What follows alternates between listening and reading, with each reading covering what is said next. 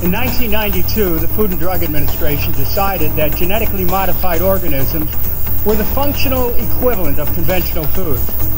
They arrived at this decision without testing GMOs for allergenicity, toxicity, antibiotic resistance, and functional characteristics. The aim of the seed industry is $1 trillion of profits from royalties every year. And the aim is no farmer should have access to their own seed. The aim is every farmer should be forced into the market every year. All across our country, our people are becoming more and more conscious about the foods that they are eating and the foods that they are serving to their kids. And this is certainly true for genetically engineered foods. Americans have a right to know if their food is genetically engineered. Hello and welcome to Mad Science, the Genetic Crossroad. I am your host, Anna Kavanaugh, and I want to thank you for joining me for the broadcast tonight. Monsanto, down the rabbit hole, together we'll go. We'll be talking tonight more specifically about this biotech chemical giant and how they have become not only intertwined with our own government, shaping U.S. policy that directly benefits themselves, but are also influencing the political machinery and policy of other countries, with the aim of gaining more and more control of global agriculture, global economy, and ultimately the global population. Why are companies like Monsanto exercising such inexplicable amounts of freedom and power over our food supply? How is it that their tentacles can reach disturbingly into business and political interests, all unbeknownst to most consumers? The deeper you look, the further you fall into the rabbit hole of mounting questions and alarming concerns. So what motivates a company like Monsanto? What do they say that they're all about? Take a listen to this statement printed on their own website, which reads, quote, Monsanto could not exist without farmers. Billions of people depend upon what farmers do, and so will billions more. In the next few decades, farmers will have to grow as much food as they have in the past 10,000 years, combined. It is our purpose to work alongside farmers to do exactly that. We do this by selling seeds, traits developed through biotechnology, and crop protection chemicals. End quote. They really have that down.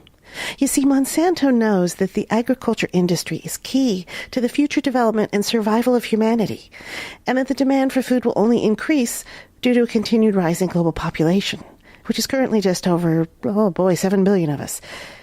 Monsanto slogans like meeting the needs of today while preserving the planet for tomorrow, well, I've got to tell you, I'm afraid they're nothing more than selling blue sky to the public. They are PR campaigns designed to convince the global community that their products are safe, healthy, and intended to help the world, if not save it. That's a pretty happy coincidence as well, considering that it would also boost Monsanto's market share and profits by billions of dollars. But are the puffy promises really all that? What are they really after? Well, have a listen to this short clip by Kirk Azavad, formerly of Monsanto, giving us the answer to that very question. Well, Monsanto came, I think, to Arthur Anderson, and this is to look at how they want to position themselves. And they asked him, where do you want to be, Monsanto, in, I think, 20 or 30 years? And the answer was, we want to control the global food supply. There it is. Control the global food supply. Control. Farmers supply the food, so it makes sense that if Monsanto can control the supply of seed sold to farmers, then they essentially control the food consumed by the people. And their statement directly says that they plan to achieve this by selling seeds, GMO through biotechnology, and herbicide chemicals. Well, if a company holds a complete monopoly over a product that is essential to human survival, just imagine the consequences. A profit-driven corporation deciding not only what you eat, but the quality of the food and how much you will pay for it. And this topic is of utmost importance and is gaining more attention every day. But although people are becoming more aware of the corruption and irresponsible actions of biotech corporations like Monsanto, there are still millions around the world who do not know that their lives are being placed in danger, and even some who are not willing to take it seriously altogether. How did biotech companies like Monsanto achieve such untouchable status? How do they continue to expand and carry out their practices with seemingly no restrictions from U.S. protective agencies like the Food and Drug Administration or the U.S. Department of Agriculture? How do they wield such power and control? Well, in order to answer some of these questions, we need to look more closely at the main players involved and what their relationships and interactions are. We need to search for insights by looking into the operating practices and ethical codes they exercise and the people endorsing such behaviors. The biggest players are agrochemical company Monsanto and the U.S. government. So let's talk a bit about some of the key points in Monsanto's history and how they tie to certain federal agencies in the government. And it's scary stuff, folks. Okay, so here we go. Monsanto is considered the mother of agricultural biotechnology and is one of the big six biotech corporations, along with BASF, Bayer, Dow Chemical Company, DuPont, and Syngenta. It is by far the largest producer of genetically altered seeds in the world, and many of these are designed to tolerate its signature product, Roundup. Now, throughout its history, Monsanto has acquired over 20 companies, all relating to biotechnology, genetic engineering, breeding technology, and agricultural seed. Everything Monsanto does, whether it be acquiring companies, conducting agro-research, or lobbying Congress, all ties in one way or another to the production and advancement of GMO technology and its implementation. It has been stated by Monsanto officials that the company's prime objective is to control the world's agriculture, which was determined decades ago to actually be achievable through genetic engineering of the food supply. Hence, all the money spent by them on research and development, as well as key company acquisitions. For example, the purchase of Seminis Seed in 2005, which is currently the largest vegetable and fruit seed company in the world, holding nearly 50% of the market, with name brands like Asgrow and Peto Seed and dozens of Asian seed companies. And this has allowed Monsanto to expand its tentacles into a new and different sector of agriculture altogether. So, in addition to controlling corn, soybean, sugar beet, cotton, and canola crops in the U.S. and regions worldwide, all of which are used extensively in the production of most processed foods we buy, they are now gaining control of the fruits and vegetables available to consumers in grocery stores. Again, Monsanto operates on the philosophy that the key to controlling agriculture is through genetic engineering of all food. And so because of this, the chances are very high that the non-organic produce you buy in the grocery store contains GMO. Now, a critical component of Monsanto's GMO strategy conveniently involves the herbicide and pesticide chemicals it also produces. If farmers use one of these products, then they need the other in order to produce any kind of yield. Well, before its move into agriculture, Monsanto had been producing toxic industrial agents as a chemical company since the 1920s. So it was a natural and fortuitous transition for them into agriculture that created the opportunity to drastically increase their control of both industries. Since the approval and implementation of GMO crops in the 1990s, Monsanto has steadily increased its profits and reach into the agriculture industry of not only this country, but many others, and the list is growing. Currently, the U.S. is the leader in GMO food production and consumption, the result of an extensive campaign designed by biotech companies like Monsanto to make enormous profit first, with amazingly little consideration for the public safety. But putting profit before public safety has been Monsanto's operating procedure stretching back for decades. Take the case of Monsanto's product, Agent Orange, for example, which was an exceptionally toxic defoliant used in the Vietnam War. Those who worked around it almost immediately started getting sick with skin rashes, inexplicable pains in the limbs, joints, and other parts of the body. Thousands of military personnel became afflicted with bizarre and extreme health conditions after working with Agent Orange, to the extent that even second and third generations of children born to them suffered unspeakable deformities that medical authorities attributed to the toxin. The disturbing thing is that internal Monsanto memos show that they knew about these health hazards all along, but they chose to cover them up.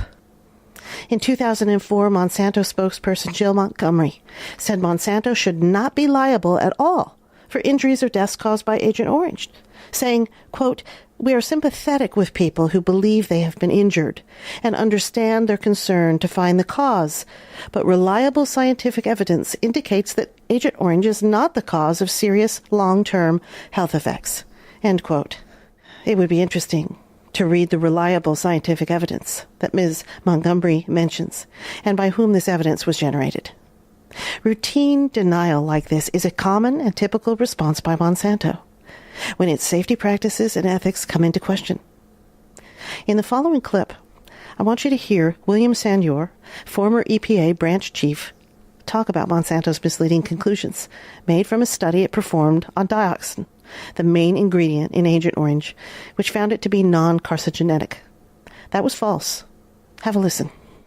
In 1990, Dr. Kate Jenkins, a colleague of mine at EPA, wrote a memorandum pointing out that allegations had been made that those studies, some of those studies that Monsanto had conducted were flawed. And if they were done correctly, would have reached just the opposite result of that Monsanto had. The Monsanto studies showed that dioxin was not a human carcinogen. Being a good scientist and a good EPA employee, and someone, by the way, who was quite fearless, Kate Jenkins wrote a memorandum to the EPA Science Advisory Board asking them to review these two studies to see if they were correctly done. The fact isn't, there was no investigation of Monsanto. It didn't exist. Nobody investigated those studies. Nobody, period. And that, my friends, is a recurring theme when it comes to Monsanto. No investigation, no review, no study, no safety.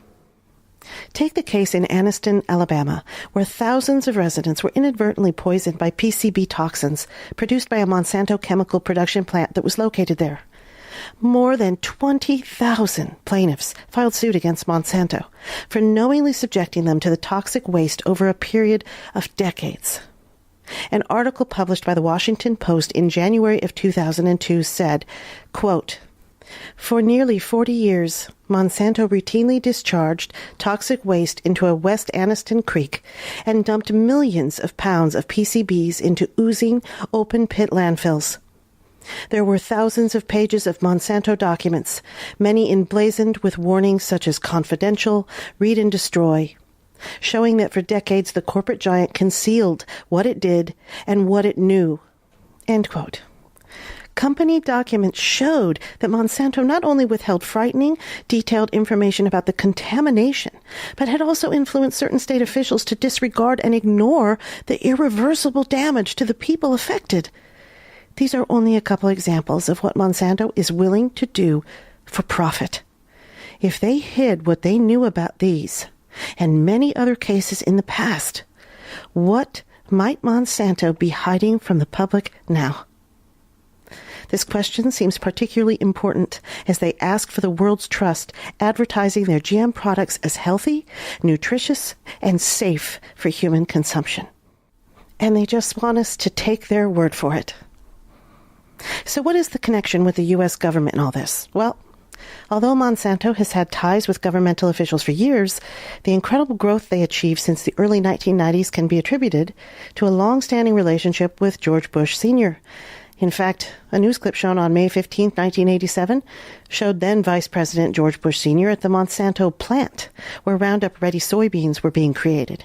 Monsanto wanted the government to eliminate restrictions on GM seeds, and in the news clip, when Monsanto employees mentioned that regulations were slowing down the work on GM soybeans, Bush's reply was, quote, "Call me.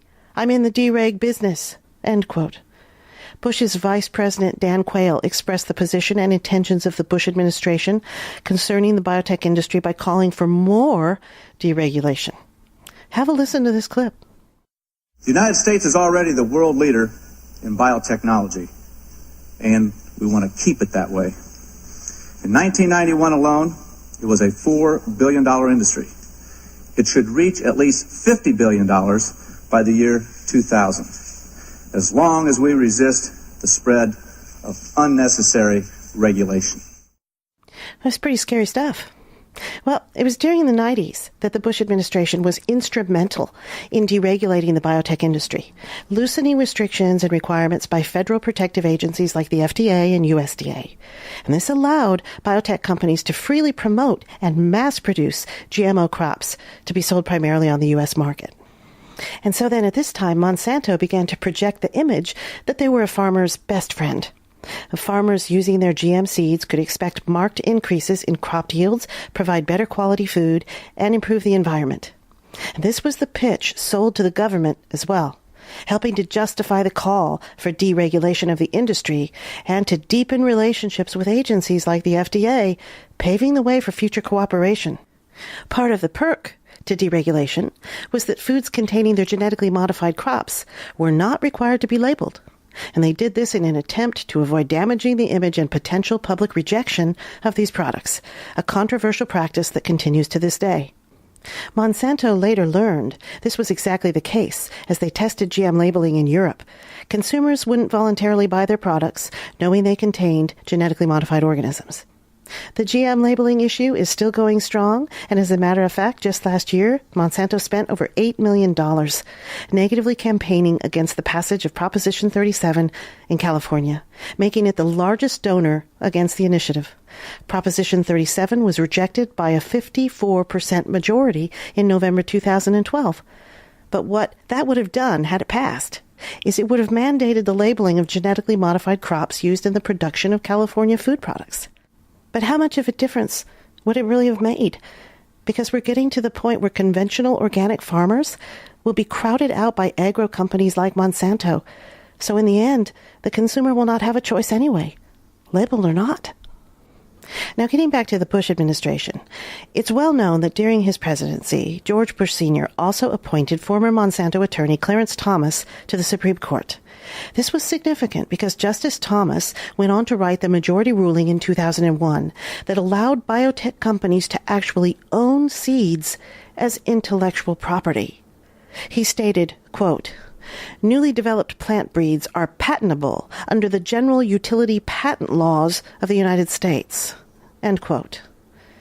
This ruling was pivotal for biotech companies because they now could own the rights to genetically modified varieties that they created. They could now own life. And this gave Monsanto the right to prosecute farmers for patent infringement, even if unintentional, which they have done aggressively in over 140 court cases to date and have settled over 700 more out of court. As time goes on, Monsanto is becoming more and more profoundly intertwined with the U.S. government to the point that there exists a virtual revolving doors policy in effect. Monsanto employees move from their jobs at Monsanto to positions in government, and government employees move from government jobs to positions within Monsanto, high positions. Some people, like Michael Taylor, have gone back and forth between Monsanto and government positions several times. Taylor is currently the senior advisor to the FDA. That's a pretty big conflict of interest there, folks. Some other notables are Linda J. Fisher, a former Monsanto official who was nominated by Bush to be second in command at the EPA, Tom Vilsack, current Secretary of Agriculture and a strong supporter of Monsanto and GM crops, and President Obama, who has long ties with Monsanto and is responsible for appointing several of their employees to current positions within the FDA, USDA, and EPA. It is disturbing that this revolving door is somehow justified as being acceptable, and the conflict of interests just sort of go ignored. A statement from the Monsanto website says this, quote, "Opponents have accused Monsanto and others of improperly influencing governments that have adopted laws or policies supportive of agricultural biotechnology. This is simply not the case." End quote. Well, this statement shows that there is either a huge disconnect with what Monsanto thinks the public knows, or that they assume the public is easily snowed. There is no question that the dozens of officials hopping back and forth between Monsanto and certain federal agencies are engaged in conflict of interest. It is an insult to our intelligence and preposterous and naive to think otherwise. You know, historically, Monsanto makes no qualms about ruthlessly attacking credible research scientists, opposing them or anyone else who brings to light their questionable practices.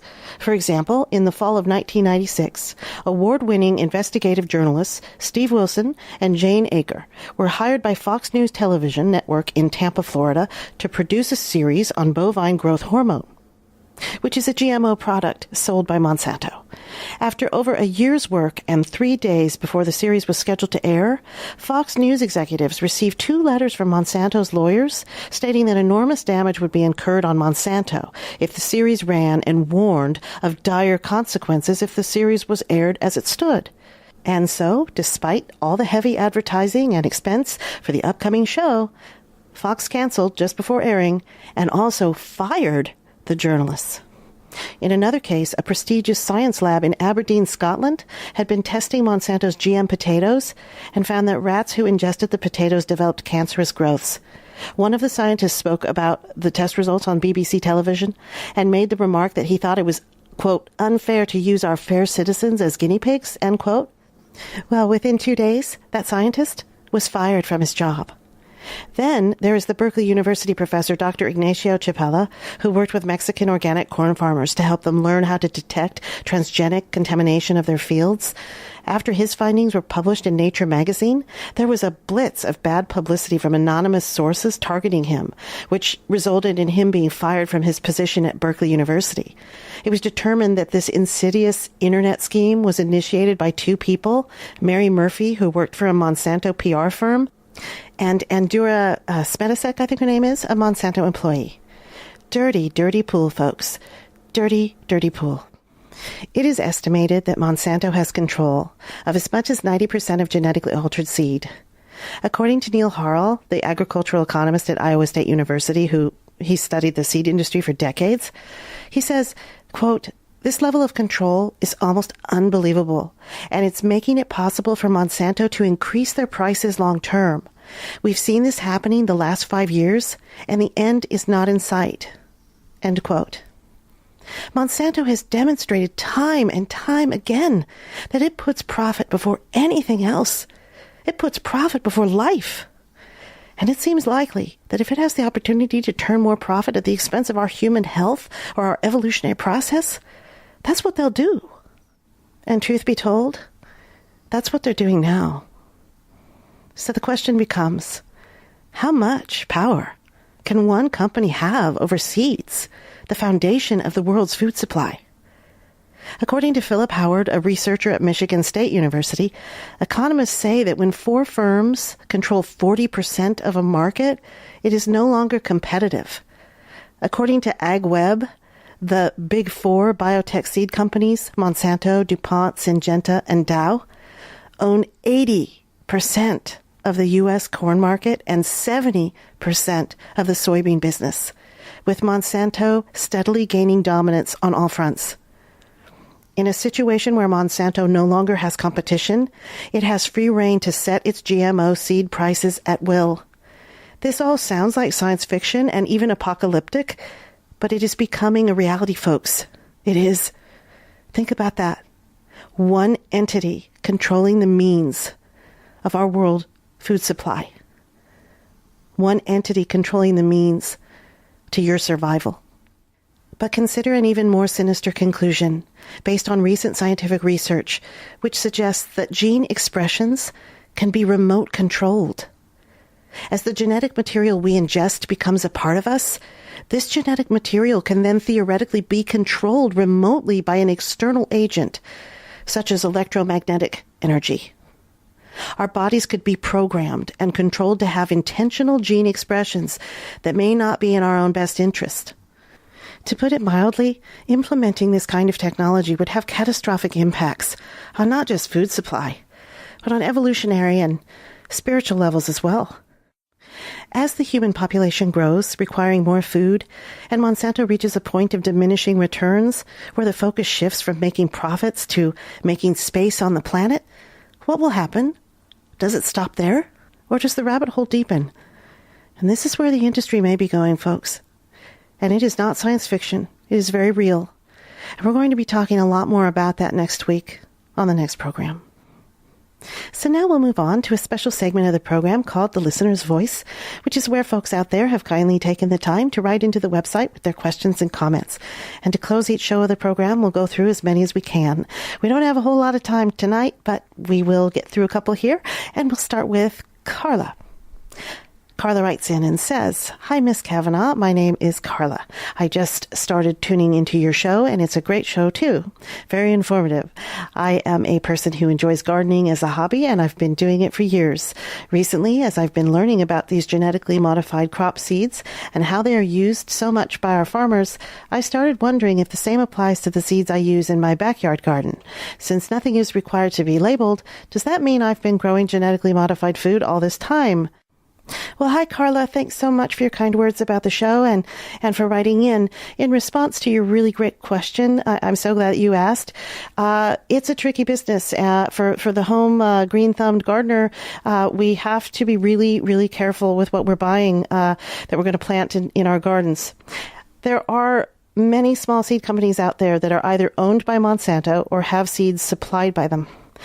But I need to point out that just because seeds are provided by Monsanto or its subsidiary Seminis does not mean they are necessarily GMO seeds. For example, companies like Burpee staunchly claim that even though they purchase some of their seed stock through Seminis, they are very conscious about GMO and do everything they can to make sure their seeds don't contain them. There are a lot of GM seeds on the market, absolutely. But the good news here is that there are more and more choices popping up for organic seed brands out there, too. They're easy to find on the internet if you can't find them at your local store. And these adhere to a very high standard in making sure their seeds do not contain GMO. And as consumers are becoming more aware of the GMO phenomenon and their demand for non-GMO increases, it drives the market to provide certified non-organic seeds. Sometimes they're called heirloom seeds as well. This kind of gets back to what I've mentioned before in that we, the consumer, really do have some power in this issue. Ideally, demand will drive the supply. But as horrible as all this GM business is, the good news when it comes to our home gardens, there are a lot of organic options. So the trick here, the key is read what you're buying. Make sure, do the research, get online, make sure you're buying from the right companies and the right brands. Okay, thanks so much for writing in the show. And Pam Mathers writes into the show. Hi, Anna. I like your show. I'm learning more about the effects that companies like Monsanto are having on the environment with their chemicals. My husband uses Roundup to keep the weeds down around our place, and it seems to work really well. I didn't realize it was made by Monsanto, but I'm thinking that maybe it's more dangerous than it's worth. I've even heard that it might eventually contaminate your water if you have a well, which we do. Have you heard of anything like that? Hi, Pam.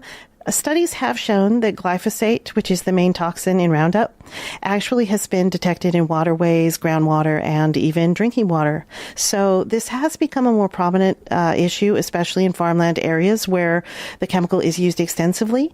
It would be hard for me to say if you are in danger from the chemical around your place, as it depends on the frequency and quantity that you use. But it might be a good idea to have your water tested, though. Great question. And anyone out there who has a similar issue and concern, I would highly recommend just erring on the side of caution and checking it out. Thanks for writing into the show. And I have time for just one more here. Amy Wright. I don't want to sound stupid, but I'm really confused about how GMOs are in my products like mayonnaise and ketchup and stuff. I thought it was just vegetables and grains like cereals and those kinds of things. Mayonnaise is pretty much fat and oil, so I just don't understand that. Hi, Amy. That's actually a really great question. You're certainly not stupid. A lot of people have that question. It's kind of confusing. But you need to know that, yes, all of those processed foods, even condiments such as mayonnaise, ketchup, mustard, A1 sauce, whatever it is, anything containing corn syrup or corn derivatives or soy is a GMO-containing product. So if you want to avoid it, you've got to go organic or find a product option that clearly states it is non-GMO. Okay? Thanks for writing to the show. And with that, I've run out of time in the segment.